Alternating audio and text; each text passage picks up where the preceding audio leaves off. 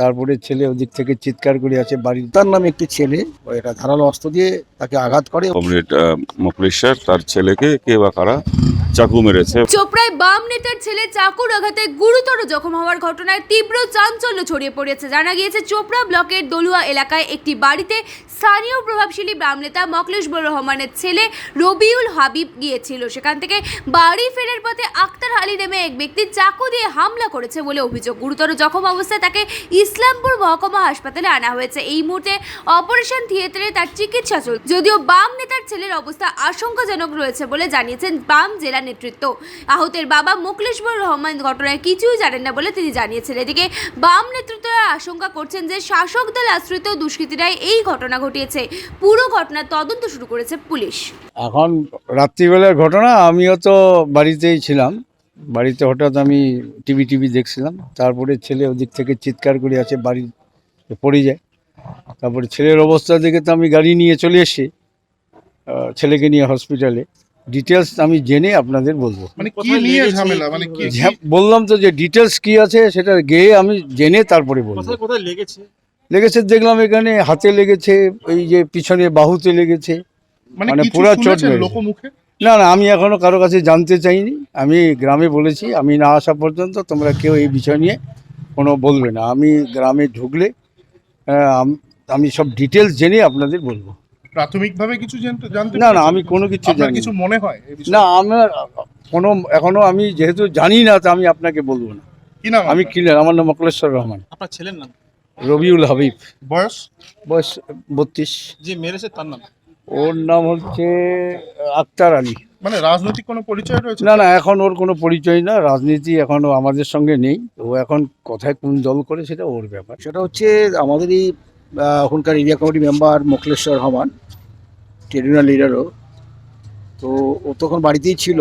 তো ওর ছেলে একটা বিয়েবাড়ির অনুষ্ঠানে বোধহয় পাশেই গিয়েছিল দোলুয়া বাজারের কাছে।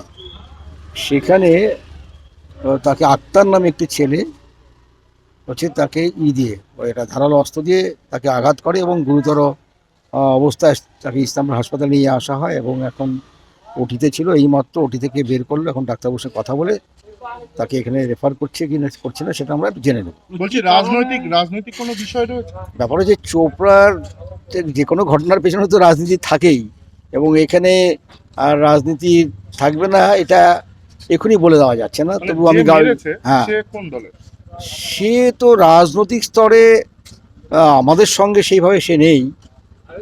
সে সম্ভবত বিরোধীদের সঙ্গেই আছে, শাসক দলের পক্ষেই আছে।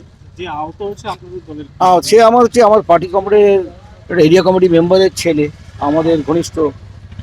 সে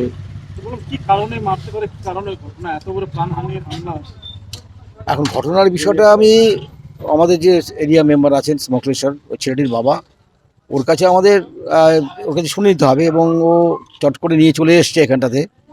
ফলে হচ্ছে ও এখনও সেইভাবে আমাকে পরিষ্কারভাবে বলেনি, বলে যে আমি ওখানে ফিরে গিয়ে তারপরে জানাবো। তবে এটা নিশ্চিত বলা যেতে পারে যে পিছনে একটা তো ষড়যন্ত্র আছেই। কারণ ইতিপূর্বে আমরা দেখেছি গত 18 সালের নির্বাচনের সময় এই মোখলেশের যাতে তার ছেলে প্রার্থী হতে না পারে তার জন্য নানানভাবে বাধা সৃষ্টি করা হয়েছিল। এবং চোপড়ার তো উত্তপ্ত পরিস্থিতি, সেই পরিস্থিতিতে এই ধরনের ঘটনা ঘটাতে পারে এটা উড়িয়ে দেওয়া যাচ্ছে না। হ্যাঁ, নিঃসন্দেহে শাসক দলের সমর্থন তো থাকবেই। যে করেছে তার সঙ্গে শাসক দলের একটা সম্পর্ক আছে, এটুকু বলতে পারি।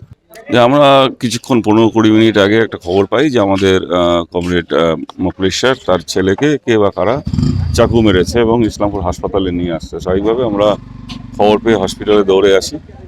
এখন পেশেন্ট হচ্ছে ওটি রুমে আছে এবং যা জানা গেল পরিবারের সঙ্গে কথা বলে যে তাকে ওই চা গাছ কাটার যে হাসুয়া আছে তাতে কেউ হচ্ছে যে তাকে হাতে মেরেছে এবং হচ্ছে পিঠে কোপ দিয়েছে।